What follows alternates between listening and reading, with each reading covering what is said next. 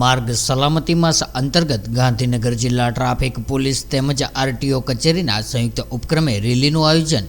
હાલમાં ચાલી રહેલા માર્ગ સલામતી માસની ઉજવણીના ભાગરૂપે ગાંધીનગર પોલીસ વિભાગ દ્વારા ગાંધીનગર જિલ્લા ટ્રાફિક પોલીસ તેમજ આરટીઓ કચેરીના સંયુક્ત ઉપક્રમે નાગરિકોમાં ટ્રાફિક નિયમો અંગે જાગૃતતા કેળવાય તેવા હેતુસર આજરોજ સેક્ટર 24 શાક માર્કેટ બજાર વિસ્તારમાં એક ટ્રાફિક જાગૃતતા રેલીનું આયોજન કરવામાં આવ્યું હતું, જેમાં જિલ્લા ટ્રાફિક પોલીસના અધિકારીઓ, આરટીઓ કચેરીના અધિકારીઓ અને કર્મચારીઓ જોડાયા હતા.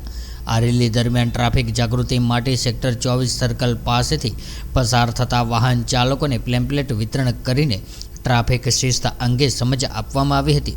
ત્યારે ટ્રાફિકના નિયમોનું પાલન કરી રહેલા વાહન ચાલકોને પુષ્પગુચ્છ આપીને બિરદાવવામાં આવ્યા હતા.